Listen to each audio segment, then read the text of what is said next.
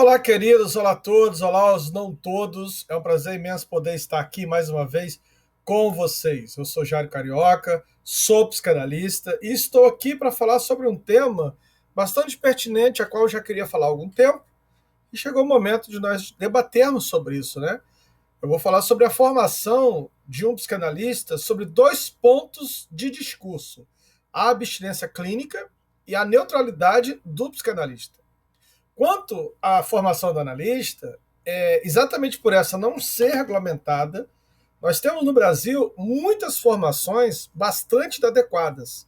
Formações essas que misturam práticas que em nada, absolutamente nada, contribuem com a teoria psicanalítica, uma espécie de ancoramento ali da prática psicanalítica. E assim essas escolas, né, esses espaços de formação, lançam ao mercado profissionais portadores de diplomas e carteirinhas, mas, no entanto, extremamente mal preparados. Então, você conhece psicanalistas que acabam por trazer em sua clínica práticas tais como hipnose, barra access, reiki, constelação familiar, florais, neuro alguma coisa e etc. Como no discurso que só a psicanálise ali não é suficiente. O que acaba demonstrando a inaptidão destes que praticam uma teoria da qual eles ignoram, inclusive, as bases epistemológicas, os conceitos fundamentais da psicanálise. Né? Quanto a isso, eu tenho, inclusive, alguns vídeos no meu canal do YouTube, onde eu trabalho alguns desses conceitos. E a coisa ainda piora, com alguns que se autodenominam lacanianos, sem nunca terem lido Freud, quando ser lacaniano é ser freudiano, e Lacan, inclusive, implicava nisso na sua escola. Esses pseudo-psicanalistas, né, esses portadores de carteirinhas e de diplomas, confundem abstinência clínica com neutralidade psicanalítica. E é disso que eu quero falar um pouquinho com vocês. Sobre a abstinência clínica, em 1915, o Freud escreveu um artigo denominado Observações sobre o Amor Transferencial. Nesse artigo, Freud escreve que o tratamento psicanalítico deve ser levado a cabo na abstinência.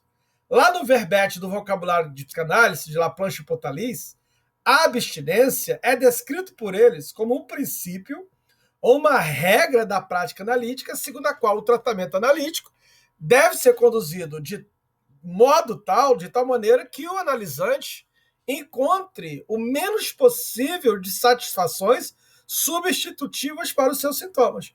É aqui que se enquadra aquilo que disse Lacan. Eu não abraço demandas. Né? O Lacan diz assim, eu não aceito demandas, eu não acolho demandas. O que isso significa, Jairo? Bom, como o próprio Freud costumava assinalar, é muito comum observarmos, né, uma melhora súbita no quadro apresentado pelo analisante durante os primeiros meses de tratamento. Isso se dá como resultado da própria transferência, ou seja, da relação entre o paciente, né, entre o analisante e o analista, pois o analisante, ele investe no analista uma libido que até então estava vinculada aos pensamentos recalcados. Então, essa melhora, segundo Freud, ela não é duradoura justamente porque o analista não fornece ao analisante uma contrapartida ao seu investimento libidinal. É interessante o Freud pontuar que o amor transferencial ele é exatamente como o amor entre um casal, entre marido e mulher, entre duas pessoas que vivem juntos uma conjugalidade. Né? O Freud diz, olha, o amor que acontece na clínica é exatamente igual a esse, com uma diferença. É que na clínica, esse amor não tem contexto. Essa é a diferença. E ambos, tanto esse da conjugalidade quanto esse do analista, se produzem a partir de uma certa ilusão. E aí o Freud diz assim, e não seria todo amor uma ilusão? É quando ele conclui que o amor verdadeiro é um amor que não é real. Né? Então, a libido do analisante não tem outra alternativa a não ser retornar para onde estava até então, ou seja, no lugar do recalcado.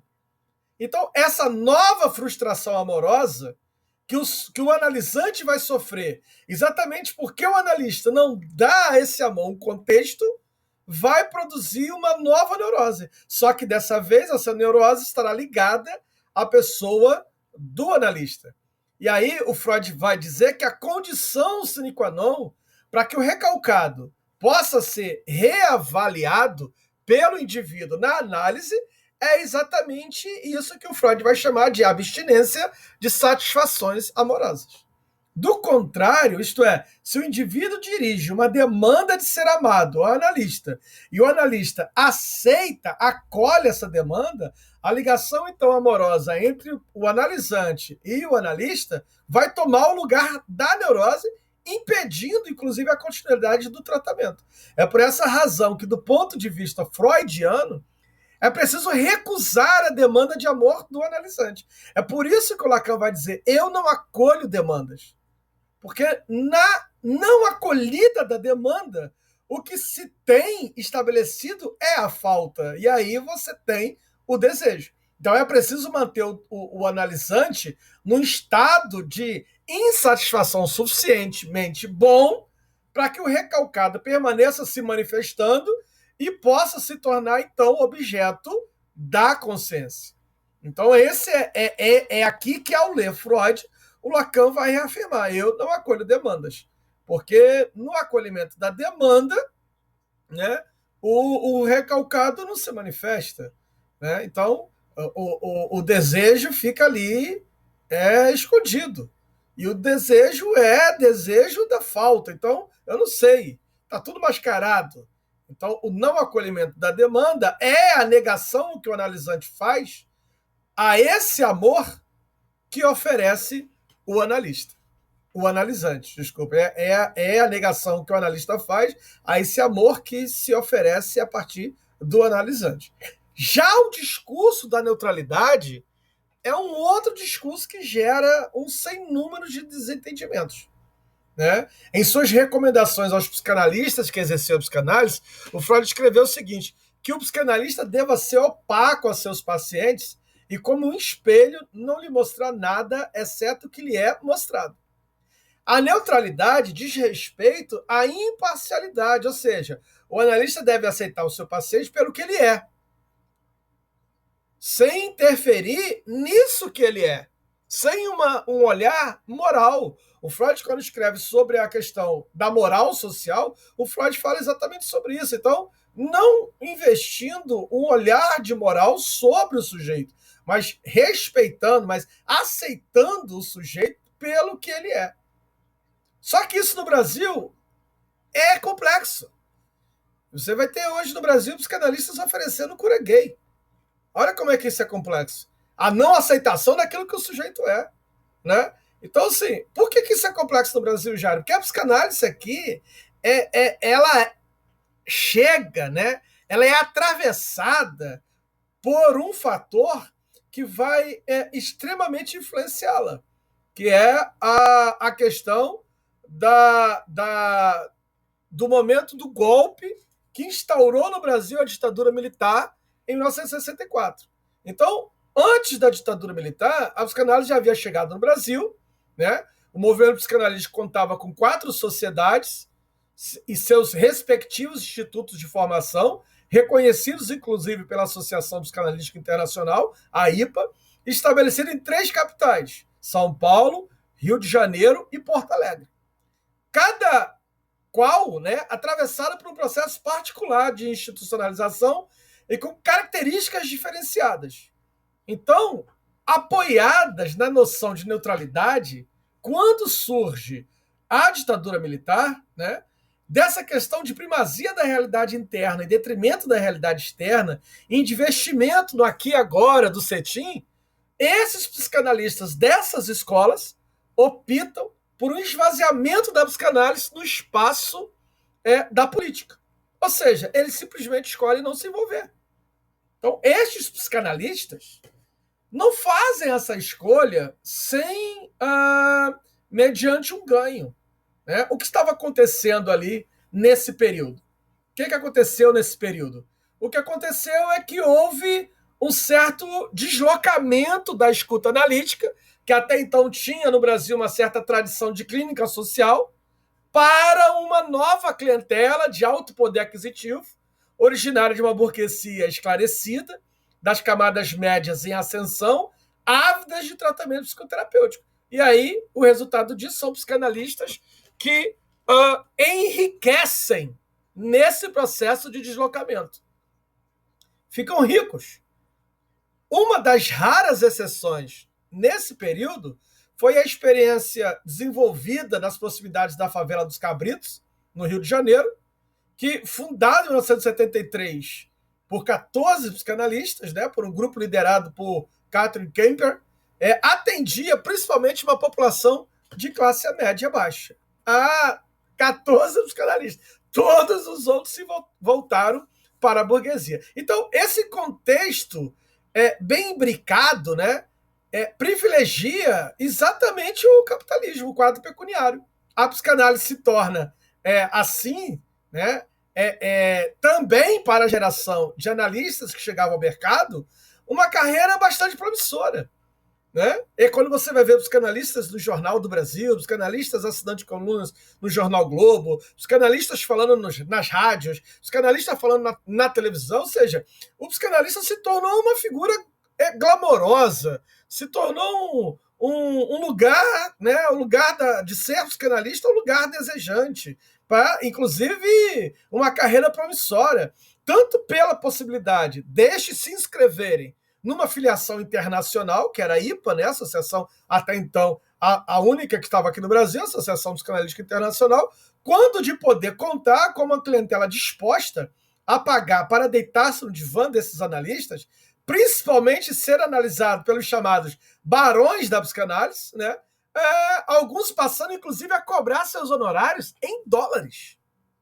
O historiador Luiz Roberto Salgado Candiota, né, psicanalista, em 1976, ele escreve um artigo para o Jornal de Psicanálise, de número 21, mostrando que fez uma pesquisa, e ele mostra em sua pesquisa, ali nos meados da década de 70, que os candidatos afiliados à Sociedade Brasileira de Psicanálise de São Paulo, né, já representavam o extrato social mais elevado daquela cidade, correspondendo inclusive a 0,2% da população ativa do estado, que na época era o estado mais rico do país.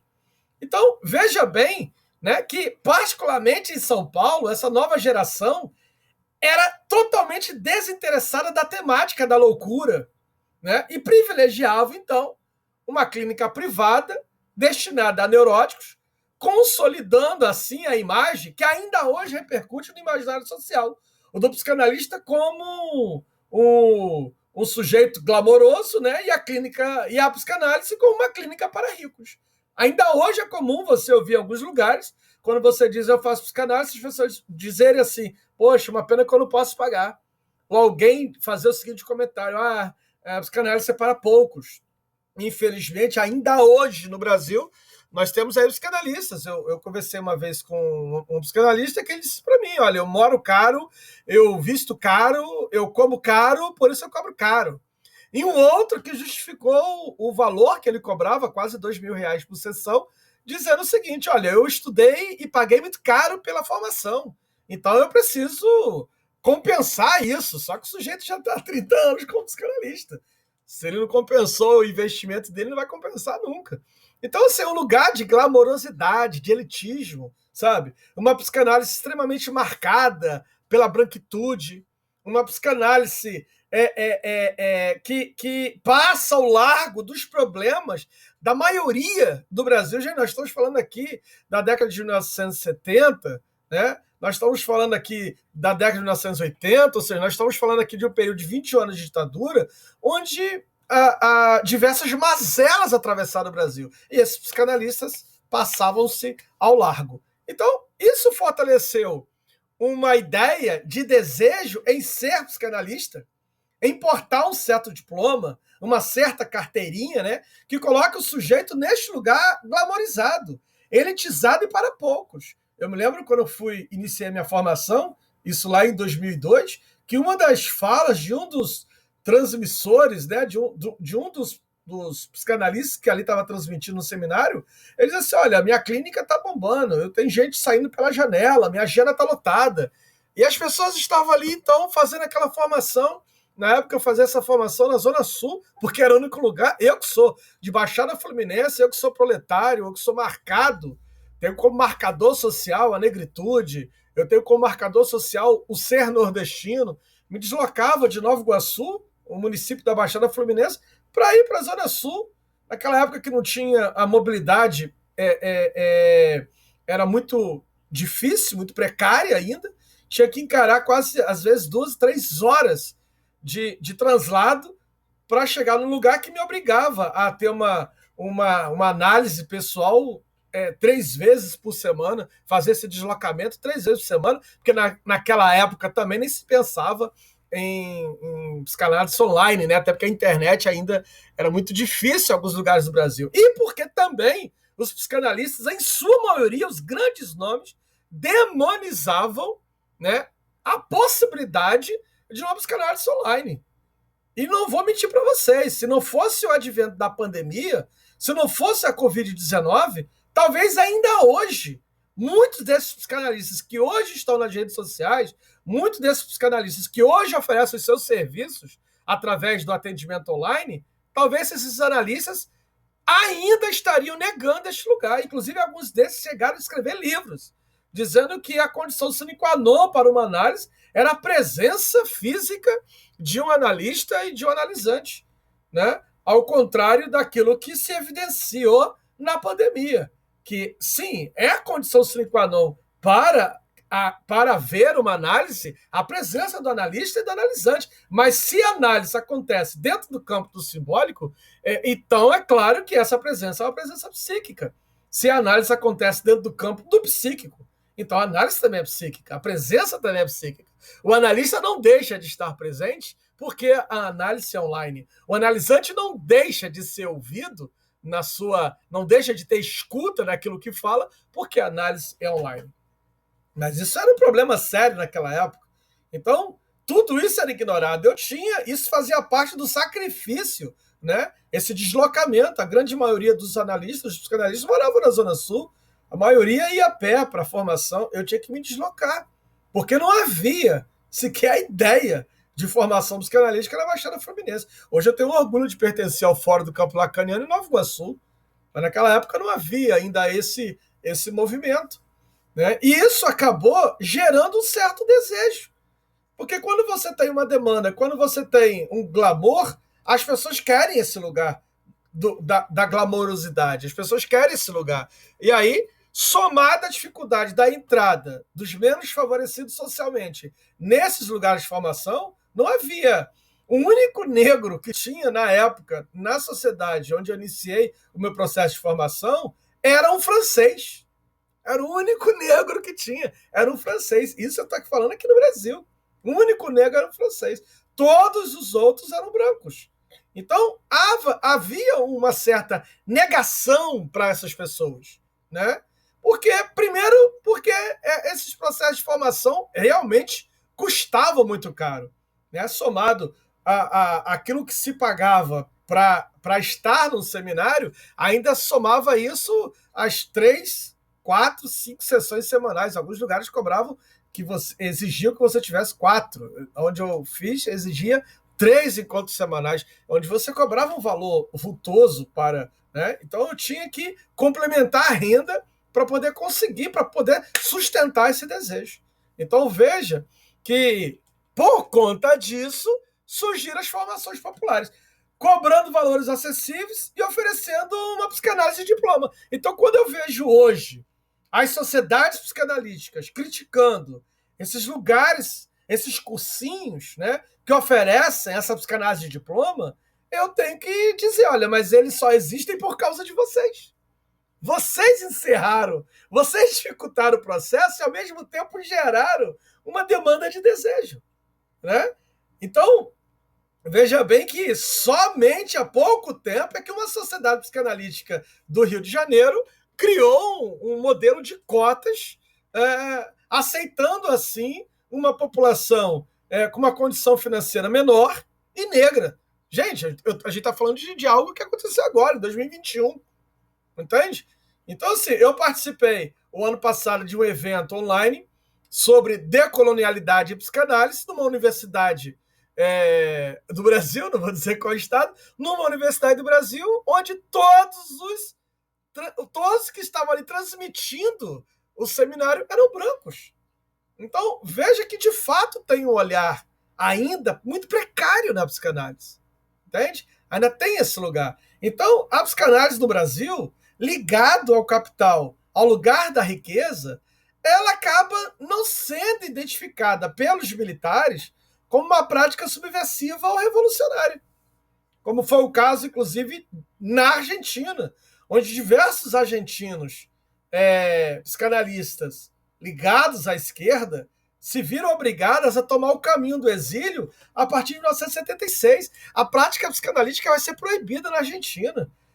Os psicanalistas que resistiram faziam análise no seu carro enquanto dirigia, uma espécie de Uber. O divã se tornou o carro, e aí os analisantes entravam e os analistas dirigiam e faziam análise, porque eles foram proibidos. Ao contrário, aqui no Brasil, não houve essa preocupação dos militares, porque os psicanalistas brasileiros não ofereciam atos revolucionários, não eram subversivos. Um exemplo, inclusive, dessa despreocupação dos psicanalistas brasileiros com o sofrimento causado pela ditadura se reflete na presença do torturador Amilcar Lobo no meio psicanalítico carioca.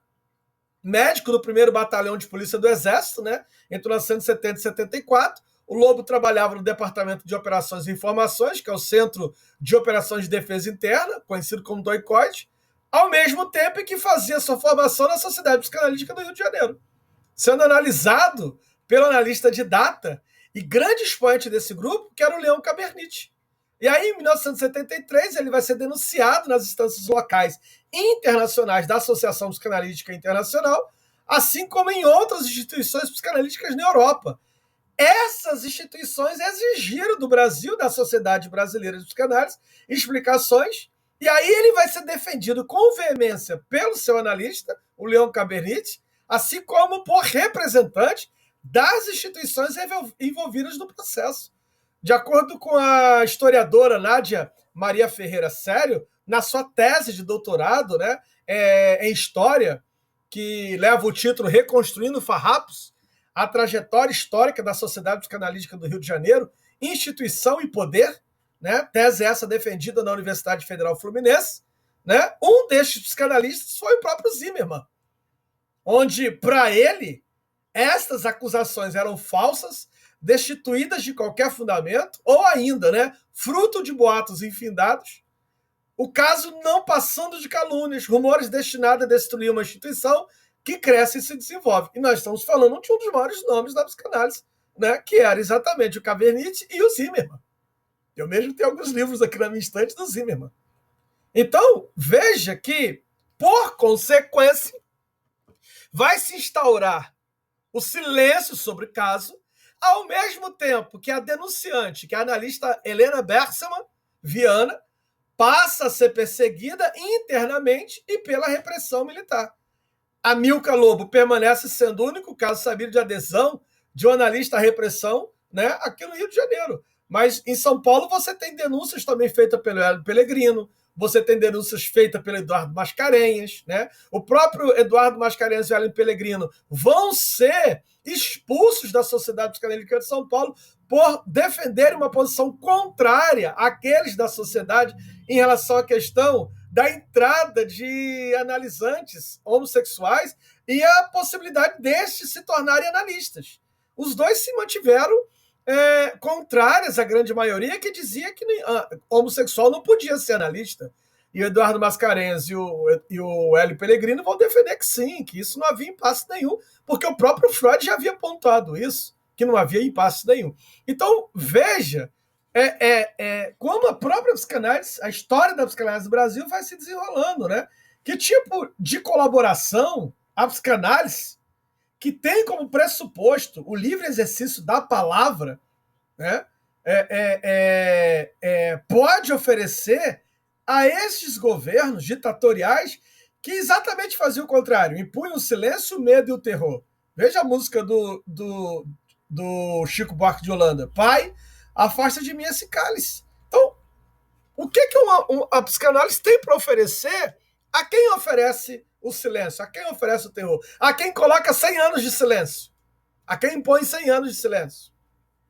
Então, hoje, na atualidade, eu estou falando da época da ditadura militar, não é sem sentido. Hoje, vemos psicanalistas mais diversos que defendem uma posição de neutralidade da psicanálise frente às barbáries políticas que tomaram de assalto o Brasil desde o golpe de 2016.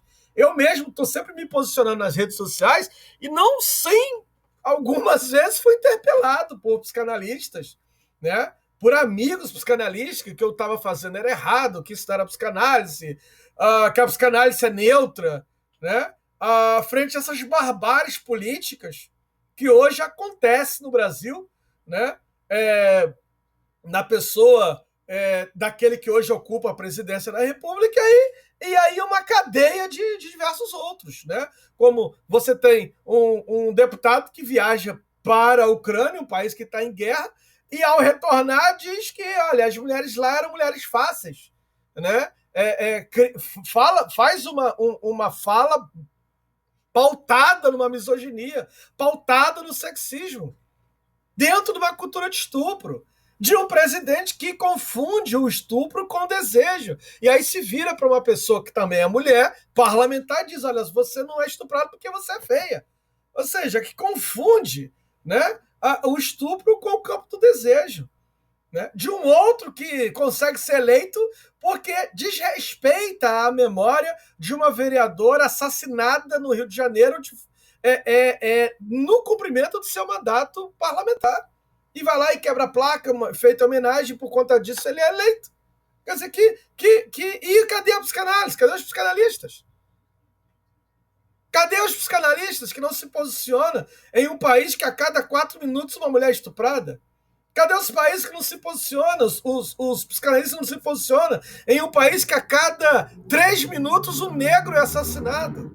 Né? Então, que tipo de barbárie política deve acontecer para que esses psicanalistas, então, percebam que não dá para manter essa neutralidade que eles tanto defendem? Entende? E são psicanalistas ativos. São psicanalistas que estão no Instagram, que estão nas redes sociais, psicanalistas que oferecem confrarias, que oferecem pacotes de cursos, de teoria psicanalítica, que não tem nenhuma implicação política. São extremamente neutros. Eles vivem num outro país que não é o Brasil. Né? Então, quando eu vejo psicanalistas que se impõem, né? Olha, como eu vejo o Christian Dunker sendo extremamente criticado pelo posicionamento que ele faz. Entende? E eu me sinto representado por essa psicanálise. Né? Então, esses psicanalistas que vivem em outro país, um país que não tem atravessamento na clínica deles, naquilo que eles transmitem, naquilo que eles ensinam, não existe atravessamento do racismo, não existe atravessamento da LGBTQI a mais, fobia, da transfobia, da misoginia, da cultura do estupro, do fascismo. O que interessa ainda a eles é a ideia de uma neutralidade que tem como aliança o capital. E aí é que vai entrar o Boaventura de Souza Santos e vai falar dessa aliança maléfica, né? Que existe entre o capitalismo, o patriarcado e o racismo. Entende? Então, se a gente não entender que essas forças estão imbricadas, que elas estão amalgamadas, que o racismo caminha de mão dadas com o capitalismo, que a misoginia caminha de mão dadas com o patriarcado. Se a gente não entender isso, a gente não compreendeu Freud. Prevalece ainda a ideia de que, embora o psicanalista seja um ser social, portanto impossibilitado de libertar-se totalmente das suas ideologias políticas, bem como de veicular ao paciente o pensamento ideológico, ele deve se esforçar para desvencilhar-se desses perigos, desprender-se o máximo possível de sua realidade social. Sabe quem escreveu isso? Uma mulher que eu admiro bastante, a psicanalista Virginia Bicudo. Uma psicanalista negra, mulher, importante representante desse pensamento da neutralidade, foi fundadora da Sociedade Psicanalítica de Brasília e, no entanto, passa é atravessada pelo pensamento da branquitude. O que mostra como a neutralidade só reforça o patriarcado e o racismo. A Virgínia vai se tornar a psicanalista de grandes nomes, inclusive de presidente da República em Brasília, entende? E vai ter lá na carteira de trabalho dela, lá nos documentos de trabalho dela, porque ela foi uma funcionária pública, na sua cor está escrito branca, quando na verdade ela é negra. Por quê? Porque o racismo faz isso. Ele cria uma espécie daquilo que vai ser cunhado de epistemicídio. Ele vai apagar a escrita do negro. Quando não consegue apagar a escrita, ele apaga a cor. Ali está a escrita de uma pessoa branca. E aí você tem a Virgínia Bicudo defendendo a neutralidade, quando na verdade deveria ser ela aquela que mais deveria se empenhar, já que a primeira tese sobre racismo no Brasil foi escrita por ela. Então vejam, senhores, que não tem, senhoras, que não existe essa ideia, sabe, de neutralidade, né? A psicanálise é neutra, o psicanalista não, né? Recentemente, dois psicanalistas lançaram um livro chamado O Cis no Divã, onde questiona exatamente essa questão da neutralidade. Então, de fato, ancorado no discurso da neutralidade e do silêncio, há uma recusa da realidade política, e recusa essa que não se restringe só ao cetim. Na vida institucional paulista, ele encontrou respaldo, inclusive, nos estatutos da Sociedade Brasileira de Psicanálise de São Paulo, que permitiu à diretoria recusar qualquer demanda de solidariedade ao psicanalista Marcelo Vignat quando foi preso pela ditadura, né? E aí foi feita uma campanha pela libertação dele e a sociedade não disse absolutamente nada. Assim como a gente vê ainda, pasmo, né, alguns psicanalistas não se posicionarem, não se pontuarem com notas de repúdio em relação a tudo isso que acontece aqui no nosso país. São poucas as notas de repúdio, muito poucas, né? Negar a importância da implicação, não só da política, como do analista nesse percurso, é ignorar que a psicanálise é uma produção a dois. Aliás, a questão de fundo dessa problemática é de saber se o analista pode se permitir nada querer, saber daquilo que se passa ao redor dele. Como se os acontecimentos atuais que provocam mal-estar na civilização não fossem acolhidos no consultório sob a forma de um sintoma. Como o próprio Freud escreveu, não se pode esquecer que a relação analítica está fundada no amor pela verdade, isto é, no reconhecimento da realidade, e que ela exclui qualquer tipo de impostura ou engano. Para se tornar psicanalista, é fundamental se submeter a uma análise, pois o objetivo da análise é exatamente essa, estar ao lado da vida. Para o analista, uma maneira de participar do questionamento sobre o destino da polis é exatamente experimentar alguns desses sintomas na clínica. É a partir da análise pessoal que o analisante que ali se encontra poderá ou não se tornar analista. Além disso, faz parte da formação os estudos teóricos continuados, extremamente importantes, e a supervisão da sua prática clínica. Cada vez mais eu tenho implicado numa psicanálise que pensa em decolonialidade, cada vez mais eu tenho pensado numa prática psicanalítica que faça as leituras subversivas. Cada vez mais eu tenho pensado numa prática psicanalítica que possa caminhar junto com as teorias queer, que possa caminhar junto com Chimamanda, que possa caminhar junto com Bell Hooks, que possa caminhar com Conceição Evaristo, que possa caminhar com Djamila, com Carla Cotirene, ou seja, uma psicanálise implicada na polis. A psicanálise tem uma produção de conhecimento independente da psicologia, muito embora sejam campos de enorme afinidade. E aí você vê, né, no Brasil a gente viu um fenômeno de psicólogos defendendo a famigerada cura gay, e os psicanalistas, em sua maioria, não se posicionando nada a respeito disso. Se o psicanalista tiver passado por uma formação competente, é pouco provável que a condução do tratamento seja prejudicial.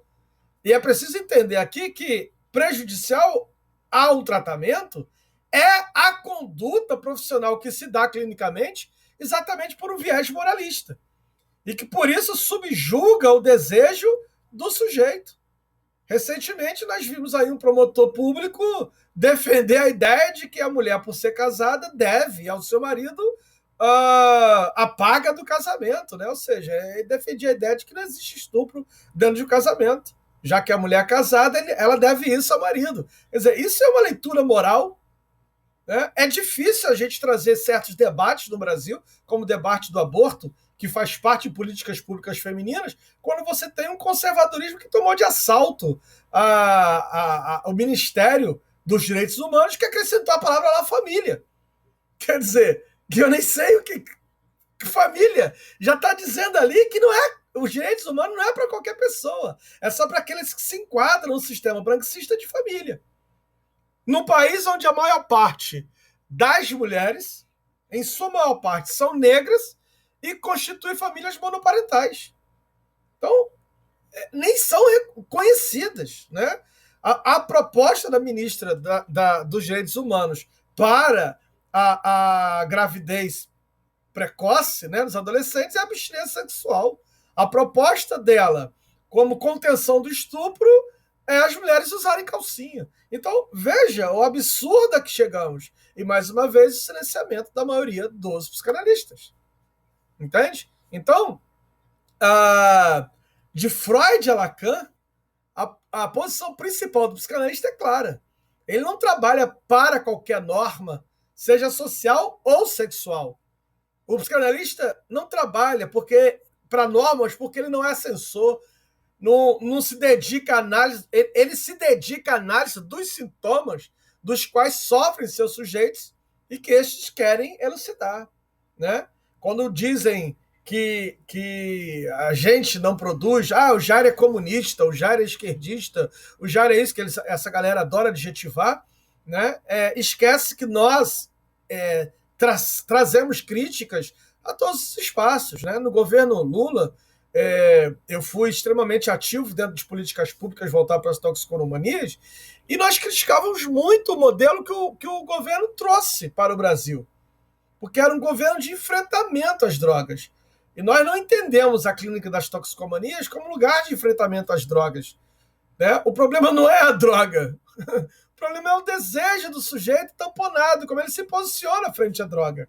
E aí uma política de enfrentamento é uma política que se nega a escutar o sujeito das toxicomanias. Então nós criticamos isso. Nós criticamos no governo Dilma a aproximação que esta teve das CTs, das comunidades terapêuticas.